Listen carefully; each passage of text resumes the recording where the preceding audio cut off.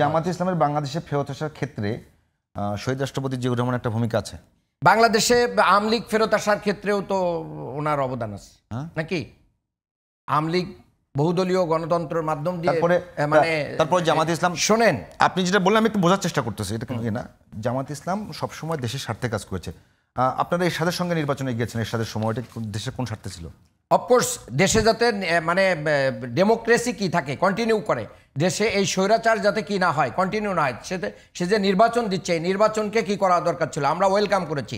আবার সেই জায়গায় যে প্লিজ আমাকে এই পয়েন্ট শেষ করতে দেন। আপনি আগে স্বৈরাচারী ব্যবস্থা বা এই যে সেনা যে অভ্যুত্থান, সেনা শাসন থেকে ডেমোক্রেসি আসার জন্য, ডেমোক্রেসিতে ফিরে আসার জন্য আমরা গিয়েছি। আপনার পন্থা হিসেবে বেছে নিয়েছেন ওটা, ডেমোক্রেসিতে ফিরে আনার জন্য আমরা গিয়েছি।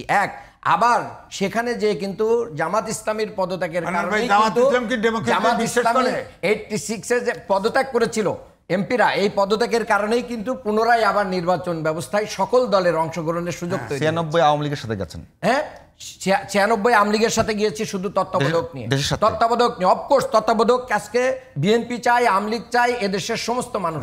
কেন তত্ত্বাবধায়ক নিয়ে আমি সেটা আসলে খোলাসা করার জন্য আমি কিন্তু আপনাকে আক্রমণ করছি না, খোলাসা করার জন্য জামাতে ইসলাম সবসময় দেশের মানুষের স্বার্থে যার ইচ্ছা তার ঘাড়ে উঠবে। আপনি যেটা কথা বলেছেন, সবসময় কি আপনার দেশে এই সময় সিংহভাগ মানুষ যা চায় তার বিরুদ্ধে যাওয়াটাই আপনাদের না? তার বিরুদ্ধে এরকম মনে করেন দেশের মানুষ, এটা জামাতের চাওয়াটা দেশের মানুষের কাছে এস্টাবলিশড হয়েছে। আচ্ছা আপনি বলেন 96-এ যখন জামাত ইসলাম তত্ত্বাবধায়ক সরকার চাইছে, এই তত্ত্বাবধায়ক সরকার কি বাংলাদেশের সংবিধানে এটা আসছে না আসে নাই?